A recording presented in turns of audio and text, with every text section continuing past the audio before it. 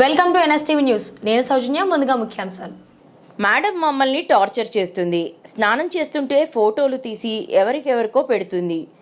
చదవకపోతే గొంతు పట్టుకొని పైకి లేపుతుంది అంటూ ఆవేదన వ్యక్తం చేస్తున్న విద్యార్థినులు.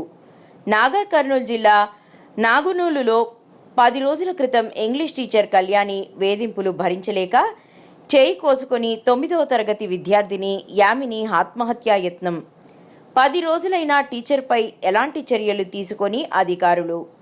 దాదాపు 3 గంటల నుంచి తరగతులను బహిష్కరించి ధర్నాకు దిగిన విద్యార్థినులు. ఇంగ్లీష్ టీచర్ కళ్యాణిని సస్పెండ్ చేసే వరకు తాము ఎట్టి పరిస్థితుల్లోనూ క్లాసుల్లోకి వెళ్లమని, తినకుండా ఎండలో కూర్చొని నిరసన తెలుపుతున్న విద్యార్థినులు.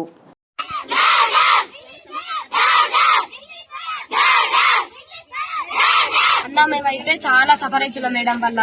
ప్రతిసారి ఎవరి మీద కోపం తీసుకొచ్చి మా పైన చూపిస్తుందో లేకపోతే మా మీద కోపం మా పైన చూపిస్తుందో తెలియదు. కానీ మేడం వల్ల మాత్రం మేము చాలా సఫర్ అవుతున్నాము. మేడం మాత్రం మమ్మల్ని అందరినీ ఫుల్ టార్చర్ చేస్తుంది. ఫుడ్ విషయంలో గానీ, స్టడీ విషయంలో గానీ, ఏ విషయంలో సరే. స్నాక్స్ బెల్ కొడుతుంది. అట్లా ఆడ స్నాక్స్ బెల్ కొడతా, స్నాక్స్ పెట్టుకుంటే స్టడీ బెల్ కొడుతుంది.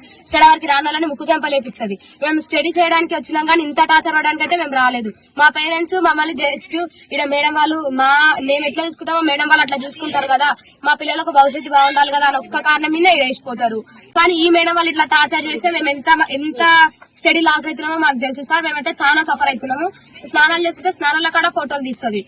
మేము ఒక 1 minute లేట్ అయ్యి వస్తే నేమ్స్ రాసి ఎవరికి పెడుతుందో ఫోటోస్ తెలియదు, కానీ ఎవరెవరికో ఫోటోస్ పెడుతుంది.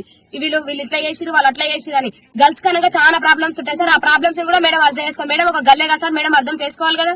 ఆ ప్రాబ్లమ్స్ మాత్రం మేడం అర్థం చేసుకోదు. ప్రతిసారి మమ్మల్ని సఫర్ చేస్తుంది. ఒక అమ్మాయి చదవకపోతే అమ్మాయిని గొంతు పట్టి పైకి లేపిందంట. అట్లా చేస్తే మనకు కరెక్ట్ అయినా సార్? మేడం కూడా ఒక స్టూడెంట్ స్టేజ్ ఉంటాయి కదా, టీచర్ స్టేజ్ వచ్చింది. మా బాధలు కూడా మేడం అర్థం చేసుకోవాలి కదా. ఫుడ్ విషయంలో మేము ఫుడ్ ఇస్తలేమని ఆ విషయంలో మమ్మల్ని సఫర్ చేస్తుంది. సండే రోజు మాకు చికెన్ వస్తే ఆమె కేజీ చికెన్ తీసి ఆయిల్ మొత్తం ఫ్రైడ్ రైస్ చేపించుకొని తింటుంది. అట్లా చేయకపోతే ఆంటీ వాళ్ళని తిడుతుంది, మమ్మల్ని సఫర్ చేస్తుంది. అది కూడా డైరెక్ట్ చెప్పండి సార్. క్లాస్ లోకి వచ్చిన తర్వాత అందరి ముందలా తిడుతుంది. పేరెంట్స్ విషయంలోకి వెళ్తుంది. మొన్న జస్ట్ ఎవరో మేడం వాళ్ళు వచ్చారు, గీత మేడం వాళ్ళు వస్తే ఆ మేడం కి చెప్పినామని ఆ రోజు మీ పేరెంట్స్ అందరు పోని అని ఎట్లా అంటే అట్లా తిట్టించారు మమ్మల్ని. అయితే మేమైతే మేడం వల్ల చాలా సఫర్ అవుతున్నాము.